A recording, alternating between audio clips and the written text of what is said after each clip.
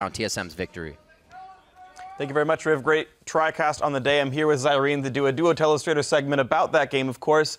And early First Blood aside, I think it was a bit of a slower game for the first 20 minutes or so. Yeah, and then TSM started playing towards their composition's strengths, realizing that CLG can't really fight them in choke points, and also had a really good siege composition. Azir's going to knock down turrets, place his own. Tristana's going to knock down turrets. Alistar's going to help you dive turrets and disengage. So TSM all around were playing to their win conditions a lot better than CLG were. So we have a clip here. It's going to be one of those wombo combos that happened in the fight, really just turning the game around. We're actually accelerating the game, not turning it around. Yep. But the big thing here is Zion Spartan is top lane. He is not anywhere close to this fight. He has TP, but it's going to bust out so quickly that he can't actually make it here in time. So TSM, there's already pings on the minimap of go here. This is where we are going in. So as we roll this clip out, you see Lustboy sweeps it. He gets hooked, but this is what's going to happen. He's immediately going to pop his ultimate, break the chain, flash the wall, and he's going to go for the deepest target because this is where they're going to go. He's not going to hit Afromu. He's going to go for Pobelter to get the biggest knockup possible. You're going to see Equalizer come out from Dyrus here across this area, and you're going to see Bjergsen throw himself this way and do damage from here in the fight.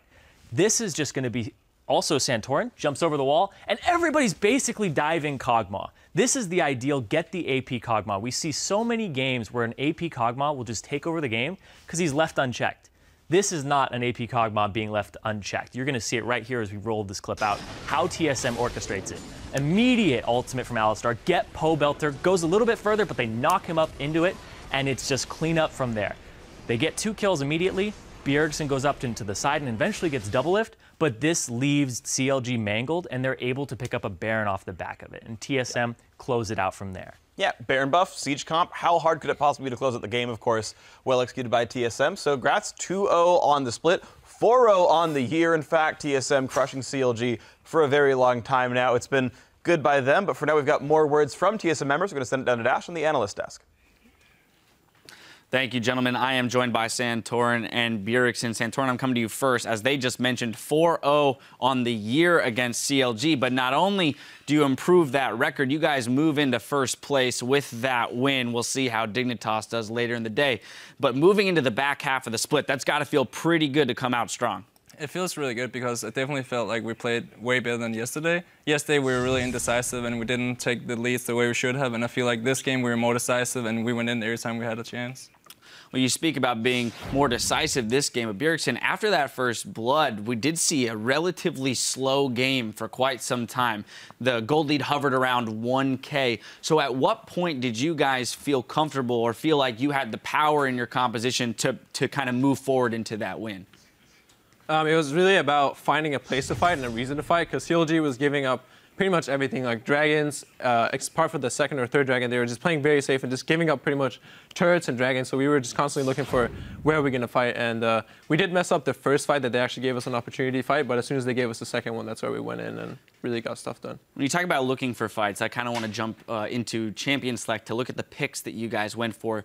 Alistar has been a high priority, both pick and ban for teams across the world. You know, how important is it to secure a champion like that in terms of being able to pick the fights you want? Because we saw multiple times Lustboy going in and the fight not being there, but only losing him or him being able to tank up enough. And then we saw huge initiations like the one that the guys just went through, and how Alistar is basically the setup for that.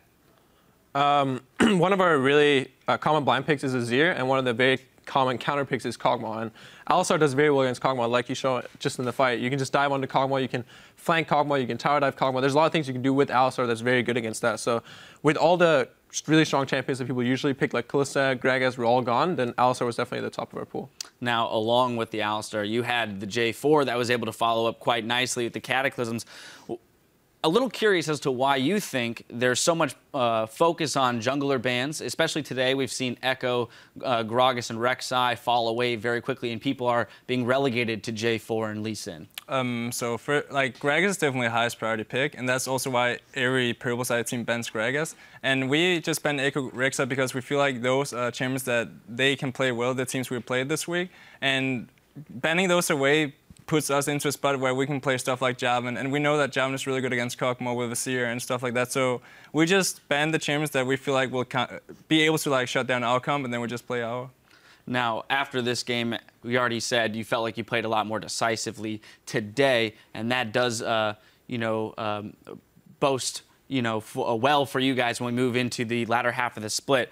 Bjergsen, what would be your largest criticism of the team as of right now, and what you need to improve with these last 8 games? Well, it's a lot like the problem we had last year in the summer split, where we are doing very well in scrims and we're ending games very fast, like 30-something minutes. But then when we get on the stage, we take 45 minutes, 50 minutes to really end the game, and we have the same kind of lead. It's just about how we're pushing it. In scrims, the other teams, when they're behind, they still look for plays and they still try to do things. But on stage, people play very conservative. They like to hug towers and just play very safe and look for that super scaling. So we need to be translating like the way we're ending games, really, and I think that's the biggest problem for us. Santorin, how would you say you go about fixing that, right? We need to be more decisive, but where does that start? Is that with the individual? Is that with the team mindset? So we've decided to pick up more aggressive junglers because we want to be able to end games. So we're going to play more aggressive style, where I'm also going to be playing more aggressive than we used to do. And that's just to know that when we can take the lead and how far we can push the lead. So right now in scrims, we're mainly like practicing stuff where we maybe lose scrims because we're like trying to abuse the lead too much, but then we like slowly realize like how much can we abuse the lead. Something we noticed from regions like China is that they play very aggressive and they're very willing to do things like tower diving when they're ahead. So NA is like a very passive region, so we've tried to upscale it where every time we see an opportunity where we kind of think we can dive, maybe it's a 50-50, we'll go for the dive in the scrim just to see if it'll work. And then we kind of downscale from the aggression. And that's how we're going to learn to end game faster and push our lead as hard as we can. Look forward to seeing that aggression manifest in future games. Once again, congratulations, guys, on a huge victory against another top team there in CLG, moving yourselves ahead to that first place slot. Now, there's still a ton of action left to cover, and it continues with the new lineup for TDK challenging one of the top dogs, Team Dignitas. We'll be right back.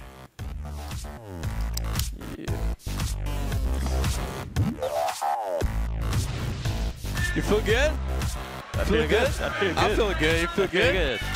Yeah, so Tony, nice. You feeling good? I feel okay. You feel? Shut. Oh, you feel good? Really good. Smithy. Oh, going to pulverize Smithy. He went down first yesterday. He goes down first again. Look here. I'm on Afro. I'm on Afro. Nice. Oh my God. Nice. Really Go back. The turret now. Bjergsen in. Back and forth. Ping pong with Pole Belter. And rather ping pong with double lift. He goes down. So is the pressure. He dunks Zion Spartan out of midair. Santorin coming big on the Jarvan plays lately. Team solo mid.